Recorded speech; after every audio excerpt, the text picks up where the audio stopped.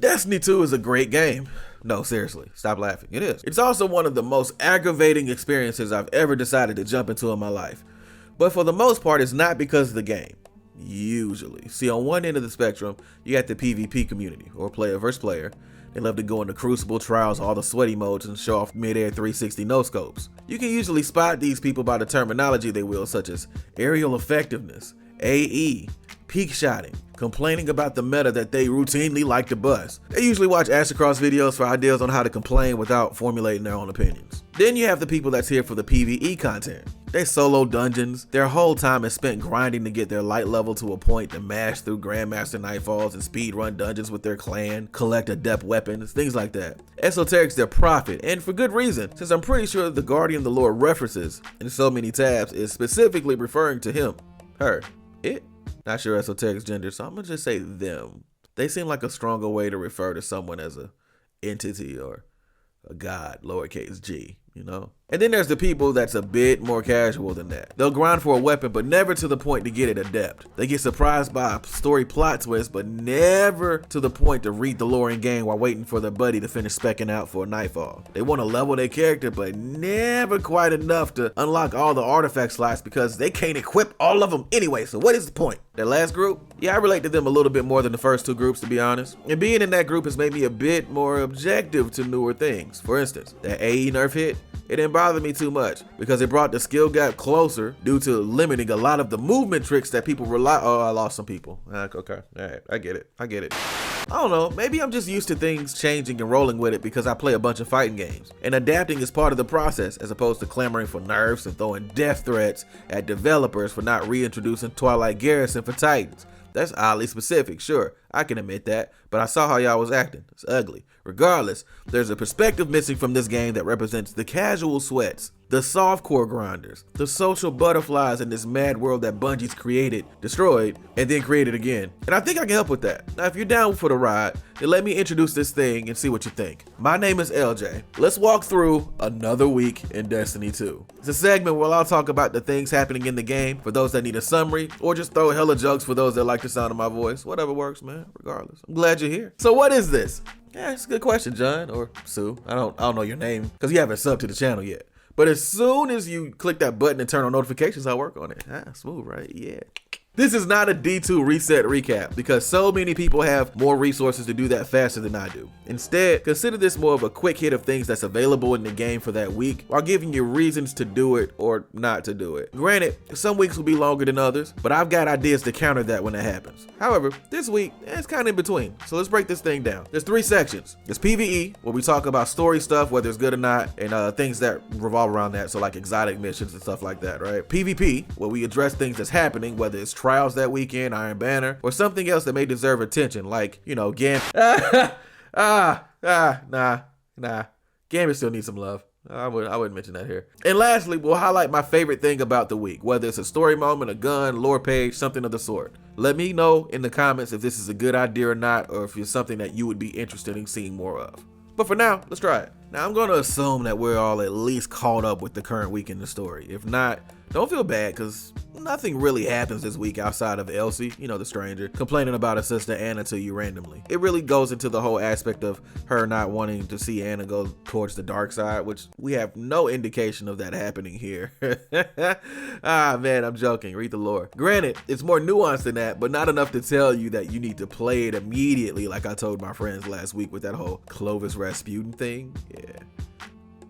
If you ain't seen that, then yeah, man, it got pretty spicy last week. The Revision 0 Catalyst has unlocked its second part as well. It requires a bit of running around. You gotta go to the moon, get some kills, and then after that it concludes with you running the legend version of the exotic mission, which is, by the way, one of the best things that's in Destiny 2 right now by far. The first Catalyst essentially gave you Feed and Frenzy for the heavily customizable weapon, so Feed and Frenzy, getting kills speeds up the reload time. And this one gives you Under Pressure, which makes the gun more stable and accurate the lower you get in the magazine. I can't really give a real opinion on the second Catalyst because, I'll be honest, Feed and Frenzy is my jam right now.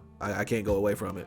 But if I do, I'll let you know. It does seem like that under pressure catalyst is going to be a solid Crucible pick if you're leaning that way.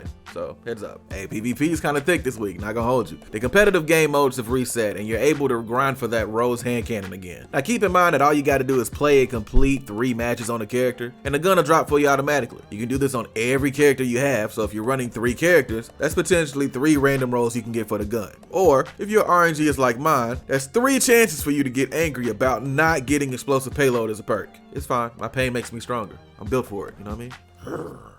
I don't know why I growled. That's not, I'm trying to keep you here for retention, not running you away. So just ignore the growl and we're good. All right, cool. There's no Trials of Osiris this week either.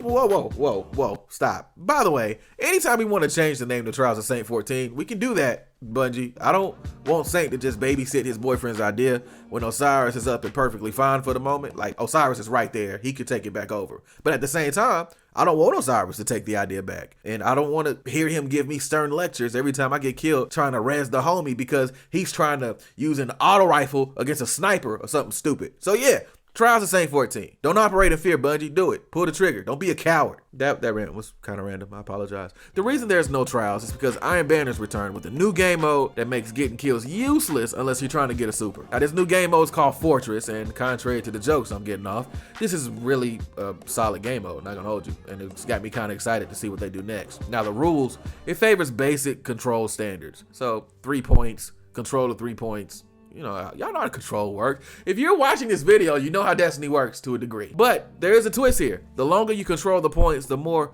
points and fortifications you get. Now, a couple of times a match, the points will disappear and everyone will try to capture a Kaido control point in the middle of the map. Like it's like a whole drop ship. It's kind of crazy. And there's some turrets that spawn. You gotta kill the turrets, hold the middle point. That serves as a catch-up mechanic or a mercy rule, depending on how bad you're getting slapped up. Or slapping people up, you know what I mean? But regardless, it's a pretty cool little twist. It makes sure that the game's never out of reach unless you just get dominated from start to finish. And I mean, yeah, it turns into a whole Titan Bubble Fest or a Hunter Special Fest, but might I suggest a counter? Wither Horde shot. Just run in, throw Wither Horde, throw some grenades, ruin it all? No? Okay, cool, never mind.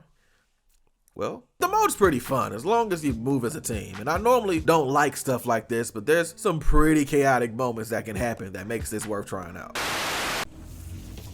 Yes!